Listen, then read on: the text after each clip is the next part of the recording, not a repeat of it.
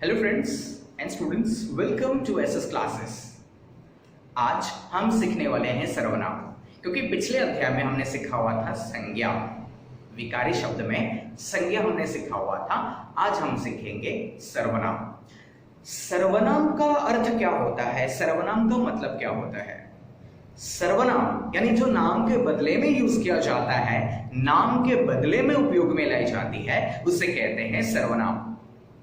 संज्ञा के स्थान पर कोई शब्द यानी उच्चारित किया जाता है, कोई शब्द लिखा जाता है, कोई शब्द प्रयोग में लाई जाती है, तो उसे कहते हैं सर्वनाम। जैसे मैं आपको एक एग्जांपल देना चाहूंगा, सर्वनाम क्या क्या चीज है। राहुल मेरा दोस्त है, राहुल एक डॉक्टर है, राहुल एक अच्छा लड़का है, राहुल मेरी बातें सुनता है। बार बार राहुल बोलने की बजाय अगर मैं ऐसा कहूं, राहुल एक अच्छा लड़का है, वो एक डॉक्टर है, वो मेरी बातें सुनता है, वो एक अच्छा लड़का है, तो राहुल के बदले में मैंने क्या कहा? वो। तो वो होता है सर्वनाम। मैंने क्या कहा? वो। तो वो उसे कहते हैं सर्वनाम, यानी संज्ञा के बदले में, किसी नाम के बदले में मैंने यूज किया वो, तो वो होता है सर्वनाम। चलिए पढ़ लेते हैं। मैं, तुम, यह, वह, उसका, इसका, किसका इत्यादि। ये यह वह आप देख रहे हैं, यह वह सिर्फ किताबी भाषा के लिए आज रह चुकी है। हिंदी में इसे हम कहते हैं आजकल के जमाने में ये वो। ये मेरा दोस्त है, यह मेरा दोस्त है तो नहीं बोलेंगे।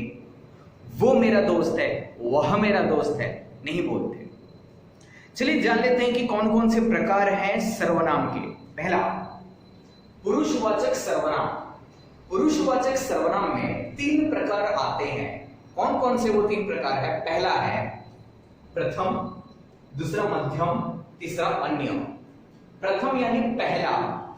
प्रथम में मैं और हम आता है। प्रथम में क्या होता है कि मैं खुद के लिए यूज करता हूं, मैं खुद के लिए उपयोग में लाता हूं। जैसे मैं एक राजा हूं, मुझे ये चाहिए, हमें इस चीज की आवश्यकता है, तो मैं अपने लिए यूज कर रहा हूं, इसलिए उसको बोलते हैं प्रथम। मध्यम दूसरे के लिए यूज करते हैं, जैसे तुम, आप, तुम्हारा नाम क्या है, आप कहां रहते हैं, ये सब चीजें।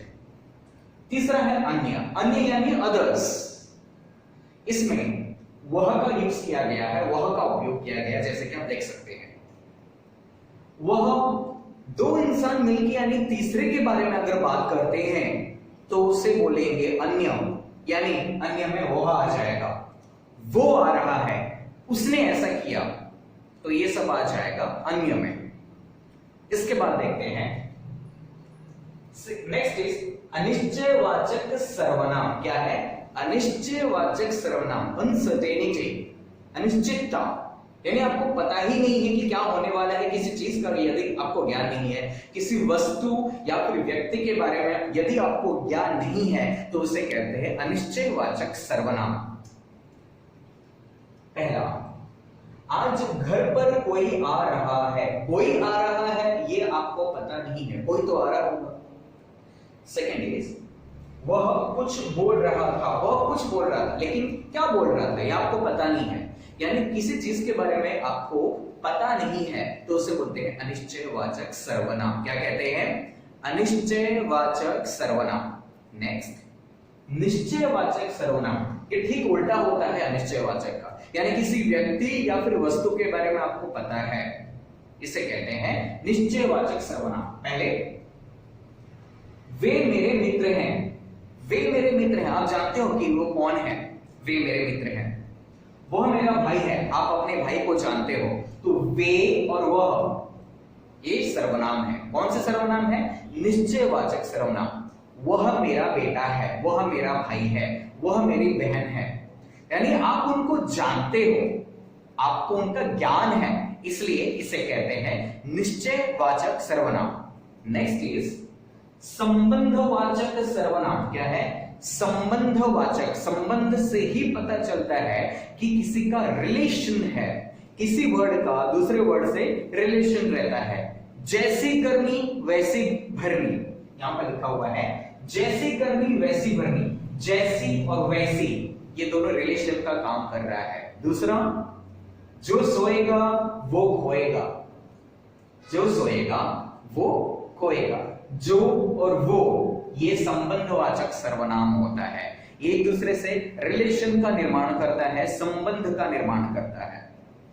नेक्स्ट देख लेते हैं प्रश्नवाचक सर्वनाम। प्रश्नवाचक आपको प्रश्न से समझ में आ गया होगा कि इसमें प्रश्न पूछा गया है, यानी क्वेश्चंस पूछी गई हैं। ओके, इसमें प्रश्न का बोध होता है, जैसे लिखा गया है खिड़की किसने तोड़ा, आज कौन आ रहा है। यहां पर खिड़की किसने तोड़ा, किसी भी कोई व्यक्ति तोड़ सकता है, कोई इंसान तोड़ सकता है, या फिर कोई जानवर भी तोड़ सकता है। इसके बाद आज कौन आ रहा है, आज कौन आ रहा है, कोई व्यक्ति आ रहा होगा, यानी किसी व्यक्ति के बारे में आपको यहां पर पता चल रहा है, कौन, किसे, किसको। तो ये सब चीजें होती हैं प्रश्नवाचक सर्वनाम। किसने और कौन यहां पर प्रश्नवाचक सर्वनाम है। इसके बाद निजवाचक सर्वनाम। निज का मतलब होता है खुद, निजत्व यानी खुद का। निजवाचक सर्वनाम इसका प्रयोग खुद के लिए होता है, जैसे अपना काम स्वयं करना चाहिए, स्वयं यानी खुद का काम खुद करना चाहिए। मैं अपने लिए खाना बना रही हूं, अपने लिए मींस मैं खुद के लिए खाना बना रही हूं। ये जो स्वयं और अपने हैं ये खुद के लिए आया है, इसलिए इसे कहते हैं निजवाचक सर्वनाम। क्या कहते हैं, निजवाचक सर्वनाम। अगर आपको इस वीडियो के दरमियान कुछ समझ में नहीं आया तो आज आप कमेंट बॉक्स में लिखेंगे कि आपको क्या नहीं समझ में आया, उसको मैं बारीकी से आपको एक्सप्लेन कर दूंगा। तब तक इस वीडियो को पॉज करके आप इस वीडियो में कॉपी कर सकते हैं अपनी बुक में, और आपको कॉपी करना ही है। Thank you.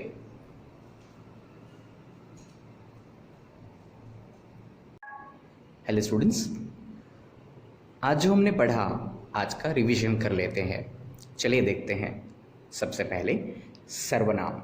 यहाँ पर आपको सर्वनाम दिखाई दे रहा है, संज्ञा के स्थान पर प्रयोग किया जाता है, यानी सर्वनाम संज्ञा के स्थान पर प्रयोग किया जाता है। संज्ञा क्या होती है, किसी व्यक्ति का नाम, किसी वस्तु का नाम, यानी किसी चीज़ के बदले में कोई व्यक्ति, किसी वस्तु, किसी प्राणी इसके बदले में यूज़ किया जाता है, यानी उपयोग में लाई जाती है, तो उसे सर्वनाम कहते हैं। जैसे मैं, तुम, यह, वह, उसका, इसका, किसका इत्यादि।